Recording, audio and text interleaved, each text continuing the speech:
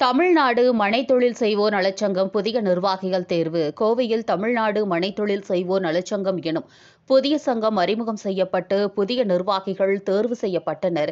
நாட்டின் பொருளாதார வளர்ச்சியில் முக்கிய பங்கு வகிக்கும் ரியல் எஸ்டேட் துறையில் பங்கெடுத்து வரும் மனைத்தொழில் செய்வோருக்கென்று புதிய அமைப்பு கோவையில் துவங்கப்பட்டது.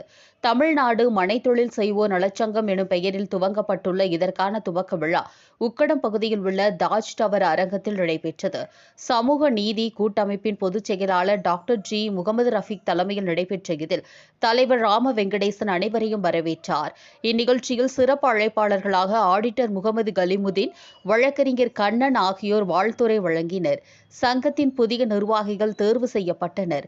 தலைவர் ராக்கி கே. கிருஷ்ணன், செயல் தலைவர் ஜி. முகமது ரஃபீக், பொதுச் செயலாளர் ராம வெங்கடேசன், பொருளாளர் செந்தில்குமார், துணைத் தலைவர் SMT ஐயாசாமி, ஜெகநாதன், ஜெயப்பிரகாஷ், ஜோதி பாசு, இணை செயலாளர் M. வேலுமணி, கோல்டன் மோகன், ராணி, நாராயணன், ஜெயக்குமார், பொன்னுச்சாமி, துணை செயலாளர் ஜெகன், வீரலட்சுமி, நடராஜ், சுந்தராபுரம், சூலூர் கிணத்துக்கடவு தலைவர் லோகநாதன், செயலாளர் ஸ்ரீதர், பொருளாளர் மனோகர், தலைவர் CTC செல்வராஜ், வன்னியராஜ், துணை செயலாளர் முருகேசன், விமல்ராஜ், ஆறுமுகம், விஜயகுமார், செல்வம், கவுண்டம்பாளையம், மேட்டுப்பாளையம் வடக்கு மாவட்டம் தலைவர் திவாகர், செயலாளர் ஓபராய் கருப்புசாமி, தொண்டாமுத்தூர் கோவை வடக்கு மேற்கு மாவட்டம் தலைவர் கௌரி சங்கர், சுண்டக்காமுத்தூர் செயலாளர் கணேசன், சிங்காநல்லூர் தொகுதி செந்தில் குமார், கவியரசர், புரூஸ் மேரி ஆகியோர் தேர்வு செய்யப்பட்டனர்.